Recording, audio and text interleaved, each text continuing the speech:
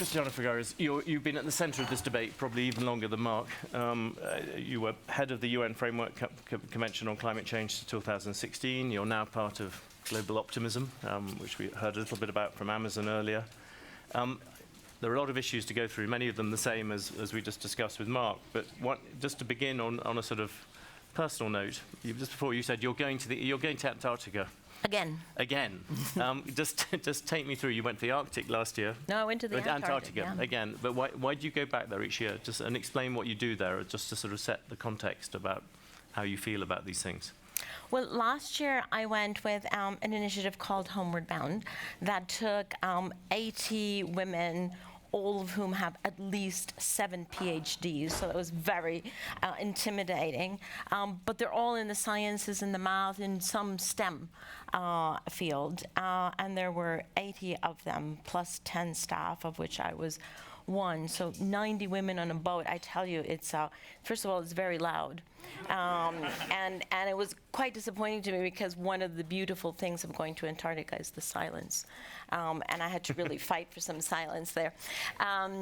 But yeah, so I took them because there is an upswell of female leadership, in particular on climate change, and in fact in all of the sciences. So I just wanted to support that. And this year, following the female leitmotif, I'm teaching again, this time on a National Geographic boat, but I'm taking my sister and my 2 daughters. So again, it's going to be a female trip. I'm hoping 4 women are less loud than 90. We'll see. And the difference, are you expecting to see a difference in Antarctica between what you saw last year and this year? Is it something that visibly each time you go to? I mean, it is visible. Of course, it very much depends on the season in which you go, and it's not exactly the same season. But when you see the long term, right, when you go to these places, you have to really see it in the long term. And for me, the self-discipline, in addition to the beauty of this amazing place, the self-discipline it's almost masochistic. It's putting my finger into the wound yet again, just to remind me that this is really, really urgent. On that subject, maybe we could deal with the governmental side first and then come on to the private sector. On the governmental side, as I said, you left the UN in 2016. Many people then would have thought things were generally heading in the right direction. We now just talked to Mark Carney about what might happen at COP26. I suppose one question is, what did go wrong, or how wrong has it gone in terms of the intergovernmental side? We had the meeting in Madrid, which wasn't a massive success. It was disappointing. Yes. What do you think went wrong? Where do you put the kind of blame there? Well, interestingly, I think blame is the problem. And I think finger pointing and blaming at those who we think are the responsible for this. Maybe it is factual, but it's not helpful. Yeah. And so my policy has always been to have a very open door and a deep listening ear, and understand where everyone is coming from. And not to blame where a country or a sector or a company starts from, because everybody starts from a different baseline, and that's not their fault.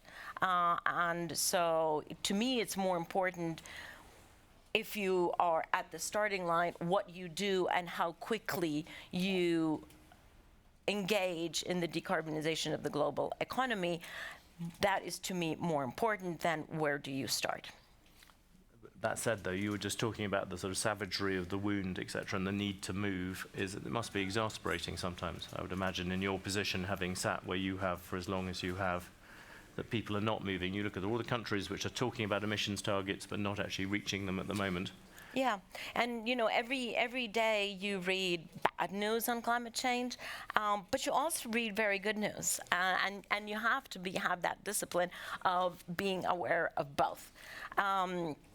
Now, I would say that what has changed since 2016, let's say, since I left the United Nations, is there has been a deepening, a broadening, and a popularization of where we are. A deepening, what I mean by that is we have collectively deepened our understanding of the risk. And part of that is what Mark talked about. Part of that is certainly the movement of disclosure of risk on the part of corporates and financial financial institutions. So that is certainly part of it. The other part is just seeing what is going on. I mean, in the last year, we had fires in the Amazon, in California, in Siberia, to say nothing of Australia, in 1 year. And just looking at that, right? Just looking at that, to say nothing of the people who are actually experiencing it personally. But the negative effects of increasing greenhouse gases are also helping, if I can use that word, because I think it is correct, helping for us to understand the absolutely deepening risk. So we are understanding much deeper the risks that we're in. We're also broadening the engagement. And what I mean by that is that there are many companies, but also many sectors that are now engaged in decarbonizing that wouldn't have even thought about it in 2016. You know, just yesterday we were talking to the CEO of Gucci. Who would have thought in 2016 that, you know, the top luxury fashion company would actually take on ambitious targets, or a pharmaceutical company, Novartis, taking on very, very aggressive decarbonization. Now, you could say, okay, well, it's easy for a pharmaceutical, just like it's easy for some of the tech companies, not for all of them. Much more difficult for the fashion industry. The fashion industry is the second highest polluter as an industry. But there is a broadening of engagement. There are more and more sectors, whether it is from the easy to abate or in fact even from the hard to abate. Definitely much broader engagement. And the third piece that has changed is definitely this has become much more of a kitchen table conversation. And that I think we thank the youth for. The fact that we have these kids on the streets on Friday consistently, right? Consistently hammering the message. Very, very eloquent. We had the pleasure of speaking to one of the German young leaders yesterday on our podcast. I mean, it is just a delight. It is a delight to listen to these bright, wise, well-informed, articulate, young, most of them women, young women who are definitely the ones who will be most affected. I think they're the people who are also driving a lot of the corporate change, because it is the desire to hang on to those people as potential recruits, as workers and so on. Absolutely. That is pushing companies along. Absolutely. I have very frequent conversations and work closely with the oil and gas sector and with some of those companies individually. And they say two things that consistently. Their number one challenge is recruitment, because the best and the brightest do not want to work for companies that are still irresponsible. They're not blaming the companies for having come from whatever business model they come from, but at the point at which we are, in which we totally understand the risk, they do not want to sell their brains to companies that continue to be irresponsible. The second risk or challenge that they always speak about is capital starvation, because the divestment movement has already grown to 12 trillion. We have the Asset Owner Alliance that started in September at 4 trillion, and we'll have fantastic announcements this week, so stay tuned. But by the time you have that kind of shift of capital, then it is getting more and more expensive for those companies to actually access the capital.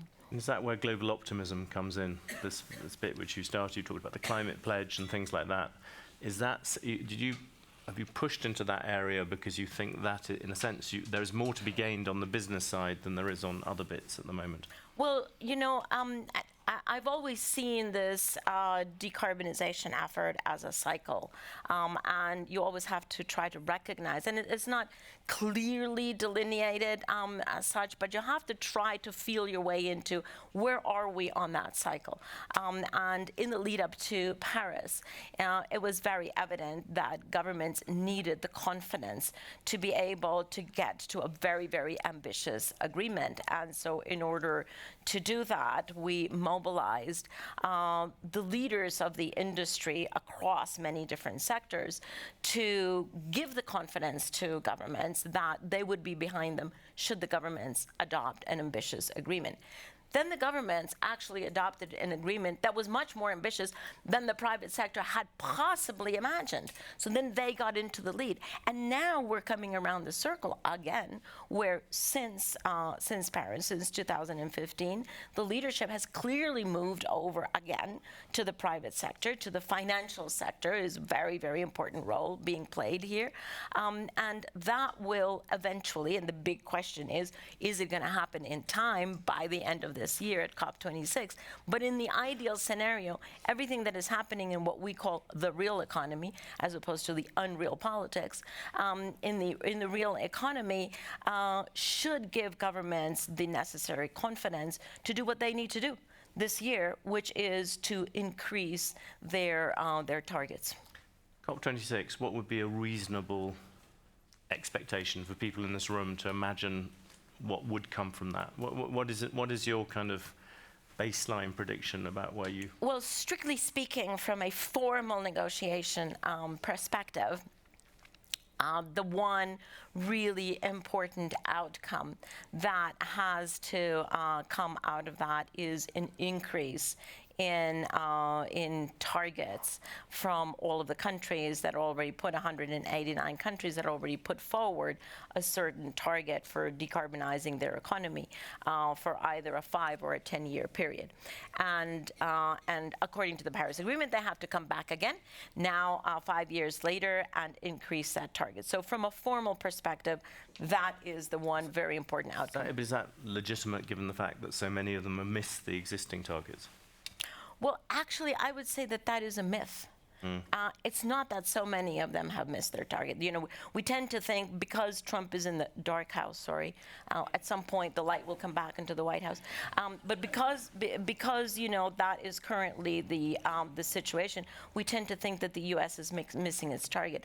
That is not necessarily so. In fact, there's quite a bit of data that is coming out that the United States, despite the lack of federal action, in fact, despite the counteraction, it's not just lack of action, the counteraction from the federal government, the United States might just miss it, might just meet its target because 60 to 65% of the economy is actually continuing to decarbonize despite federal government. So you know, let's wait and see what happens.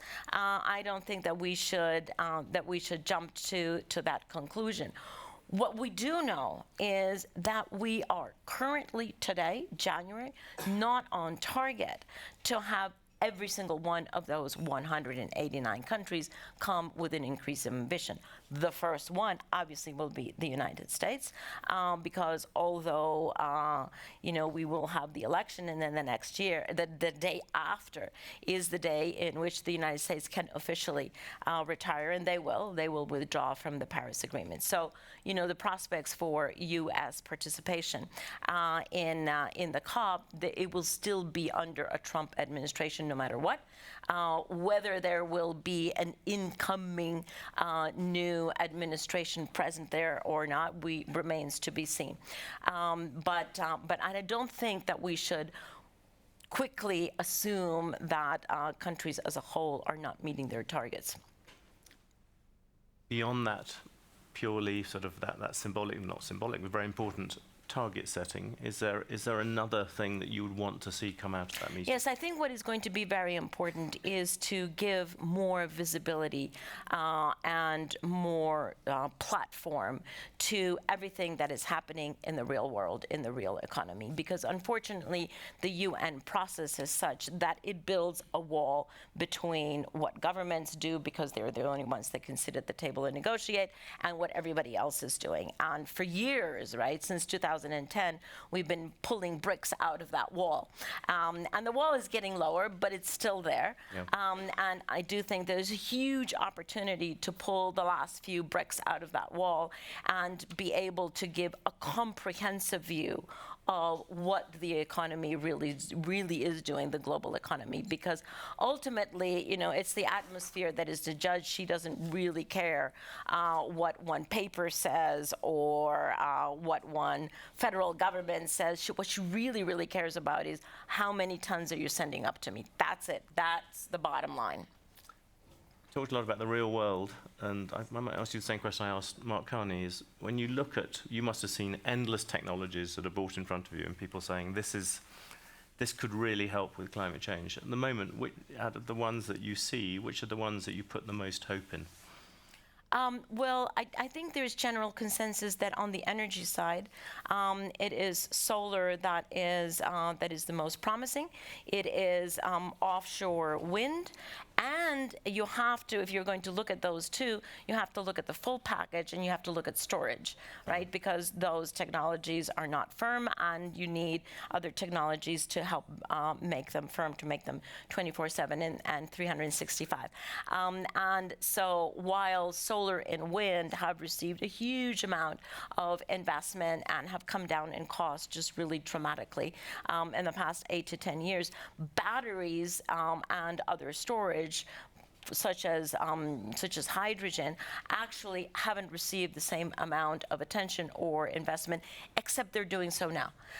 And there are just a huge number of different batteries with different technologies, with different reaches, with different capacities to store that will be coming onto the market between now and the next 3 years. And that is going to completely shift the capacity of renewables to further penetrate into the grid.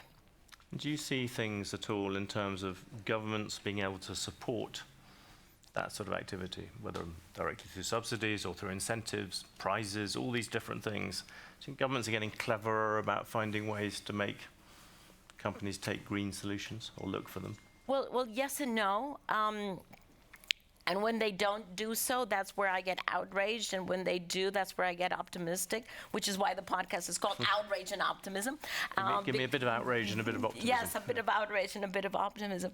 I mean, obviously, the federal government, the United States, is, you know, the iconic example of a government that is not doing that. However, you go down to the state level and you see California, you see New York, you see Massachusetts, and you say, wow, okay, a completely different scenario in the same country, where they are definitely pushing forward because they understand that that's the way to do it. And also, they're doing it out of self-protection, right? They understand that we're going into a decarbonized global economy, and that they want their industry to be competitive. Why should the United States actually leave open the space for the Chinese or the Indians that are now really investing, for example, in battery quite remarkably? Why should the United States leave that field completely open to its rival economies? And so the states in the United States are certainly incentivizing. And of course, in those states in which there are incentives and in which there are policies that promote that, then you have an alignment there, and you have much better results. But it doesn't always happen. About one last thing, what about China? I mean, there seems to be a real debate in environmental circles about China. There seems to be one group of people who point to the coal power station still being built and all those things. But on the other hand, there does seem to be at the top a real worry about climate change, especially about pollution, in these issues. How do you kind of grade on the outrage versus optimism? Yes. How do you grade China? Well, it's quite interesting that we who are fortunate enough to live in democracies, we're quite used to people going out in the streets and expressing their opinion and demanding change. That is not a usual thing in China without serious consequences. The fact that we have had so many demonstrations about health issues, about air pollution issues, has really affected policy in China. And all of those people honestly did it at high peril, right? So, you know, kudos to the Chinese government that they actually listened and did start to close coal plants, especially around cities, that they have their efforts still underway of pricing carbon. They were supposed to come forward with a national carbon price a while ago, and they haven't been able to do it, but they continue in that. Where I think so, and they're investing more than anyone else into wind technologies, they're investing more than anyone else into solar, they're investing more than anyone else into batteries, they're investing more than anyone else into the network for charging, they are, and into electric vehicles. So, you know, they're definitely, on the investment side, they are definitely very, very robust. Unfortunately, the other part of the investment side is also true. They are not investing as much into new coal in China because the other technologies are so much more competitive, but they are protecting their coal industry and helping the Chinese coal industry go abroad and open coal plants in Southeast Asia. And China is doing that, Japan is doing that, Korea is doing that. And that really is the crux of the matter. That is where the problem is, because there's no doubt that coal, being the most intensive in carbon, is the one that has to go first. Way before any of the other fossil fuels, and we're still not seeing that curve in coal across the world. Certainly in the United States, as Ignacio said, there's not been, you know, one more coal plant that has opened, and so in the West, and you all saw the announcement from Germany getting out of coal by 2038. So in the West, coal is definitely on the demise. Not so in Southeast Asia yet. That's an appropriate end to have a bit of optimism and a bit of outrage. Christiana, thank you very much. Thank you.